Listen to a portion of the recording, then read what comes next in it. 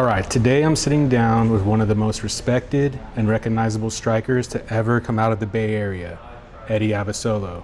A seasoned and celebrated Muay Thai and kickboxing specialist, EDDIE has built a reputation for technical precision, creative striking, and a veteran fight IQ that's earned him respect on every stage he's touched. He trains out of the renowned Combat Sports Academy under Coach Kirian Fitzgibbons, a camp known for producing world-class talent and shaping disciplined, high-level fighters. And now, for the first time in a long time, EDDIE returns home, fighting in front of his people here in the Bay for Fight Night 4. The new fight promotion created by MMA legend Gilbert Melendez and pioneering fight promoter Scott Coker. This is a homecoming for a true technician of the game, a chance for fans to witness a master of striking showcase his art in the community that raised him. EDDIE, thanks for talking to me. All right, just to dive into it, EDDIE, you're back fighting in the Bay Area, essentially in front of your people. What does it mean to you emotionally and professionally to return home for Fight Night 4? It means the world to me because fighting in front of my people, it fuels me. You know what I mean? I remember when I started fighting and people started coming into my fights, it just seemed like a big reunion every time, you know, from all generations, you know, my pops, my moms, even for me, myself, you know what I'm saying? People I haven't seen in a while, and a lot of family and everything. And also my sons haven't seen me fight either. So, you know what I mean? I haven't fought in the Bay in over 10 years. And my sons have never seen me fight live. They've seen me fight, but not live. And it's just a different feeling when you're there and seeing it on TV, you know what I'm saying? So that's special, your kids, they get to see. Like, how old are your kids? My daughter is 15, my oldest son is 11, and my youngest son is 6. Perfect. Oh, those are all the ages. They're going to remember this. That's cool. Yeah, they can take in it the golden years. Right yeah. That's dope. Looking back on your career in Muay Thai and kickboxing, how has your approach, whether it's training, fight strategy, or mindset, evolved from your early fights to now? It's funny because it's like the more things change, the more they stay the same. You know what I mean? It's just with more experience now.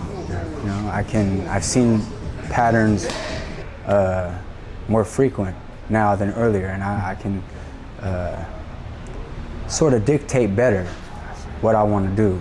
You know what I mean? Or what's going to happen, or what's bound to happen, whether it's to me or to my opponent. You know what I'm saying? That just comes with experience. Yeah. So I like that. With experience, you're able, let's just say, dictate some of the outcomes. It's funny because when you first start, it's all about the basics and the fundamentals, right?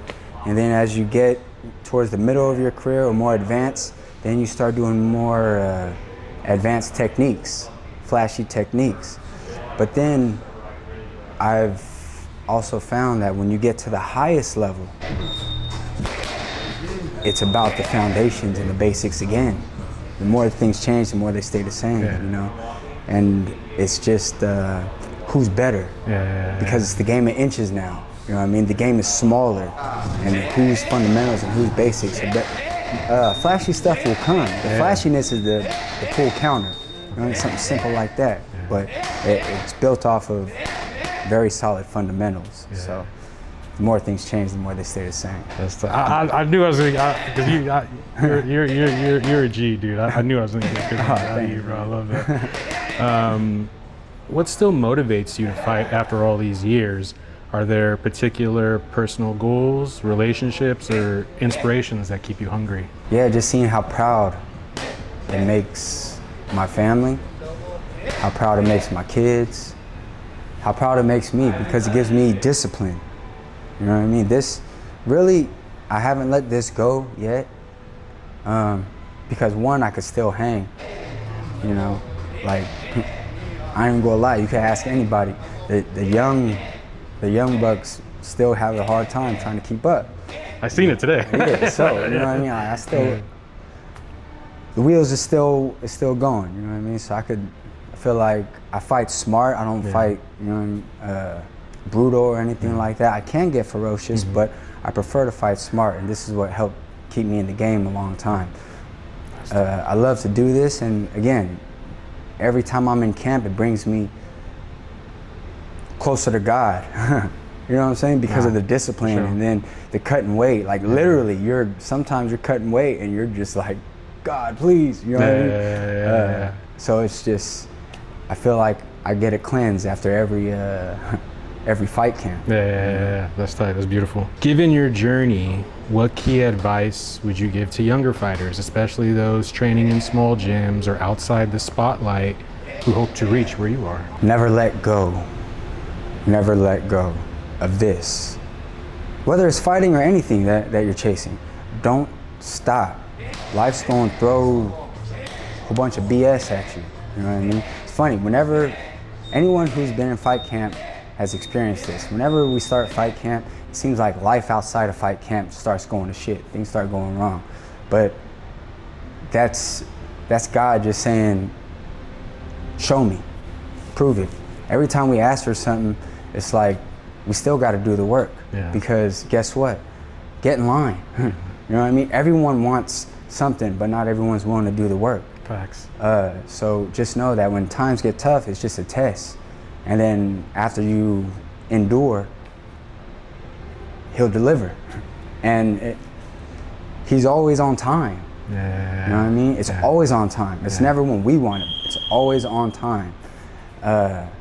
And the reason why I say stay consistent is because I've been doing this for 20 years. And I've been through a few different groups of fighters. And I'm still kicking, you know what I mean?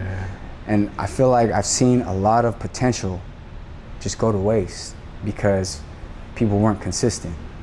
People that would have been better than me, I could see it. They weren't consistent, and that's why they fell off. You know what I mean? They were just a glimpse, a could have been. Some people are prodigies, but they stay prodigies. They never go beyond that, you know what I mean? Just because of consistency. And suffer the pain of discipline or suffer the pain of regret. And I'd rather suffer the pain of discipline and try for it. If I try and I fail, I could live with that. But if I didn't try, I mean, I'm still gonna fail. You know what I mean? So why not? But that's it. That's dope. That's dope. Fighting at high levels demands sacrifice. How have you balanced the demands of training and competition with personal life, relationships, or responsibilities over the years? It comes from fight camp and the discipline. I try to be present. I'm constantly failing, you know what I mean? But it's just like on the bag. I do 200 kicks. From the outside looking in, it can seem like they all look the same or they all look good, but internally I can feel, oh, I didn't turn my shoulder. Oh, I didn't pivot. Oh, my hand wasn't up. Oh, that one felt good. That one felt good. Oh, my hand's not up again. And that's just how the repetition goes, you know what I mean? But we fall off less and less and less the more reps we do.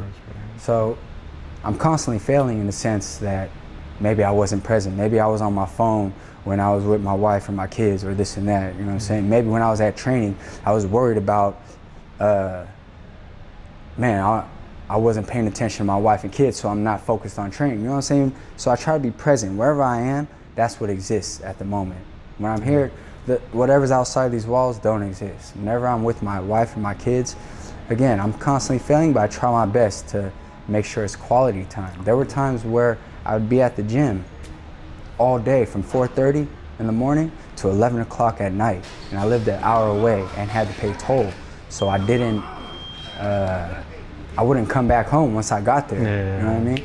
And I made sure that quality over quantity, that's how I was able to maintain that. Even though it was just an hour with my wife and my kids or this and that, like they felt it. They felt that whole hour. Whereas, you know, there's been times where me or I've seen other people, they're with their family all day, but they're not with them because they're on their phone or they're whatever, you know what I mean? So trying to be present wherever you are, and I feel like that's what's helped me, you know?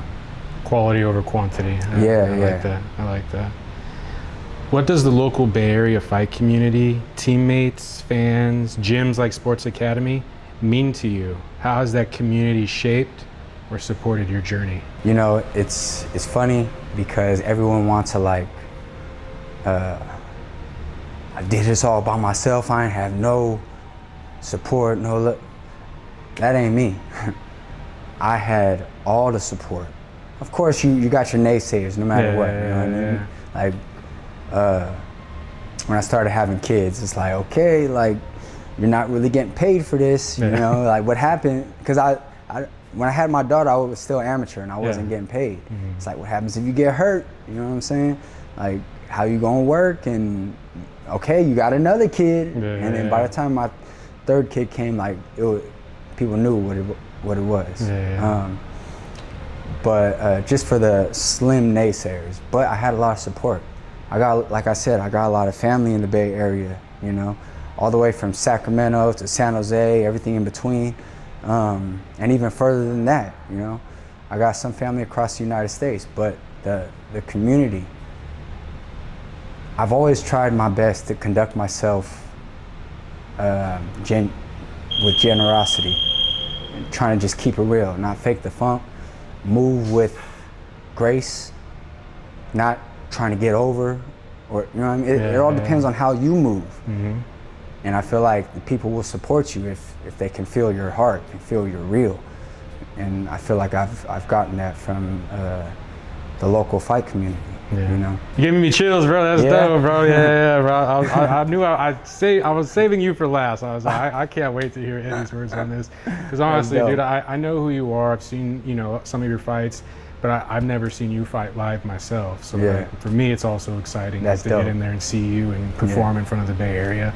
So I'm excited to see you fight Eddie. Thank you for talking to me. Now this final moment, if you have anything to say to the Fight Night audience, what can they expect from you? And then any final thank yous or shout outs or anything like that, you go ahead and tell the camera, all right? Okay. I just want to thank my coach, my team, my family, my friends, everyone who's supported me, everyone who's going to show up and show out. And the people who know me, like, you already know what you can expect. I don't even need to tell you. You know what it is. I love y'all. Thank you.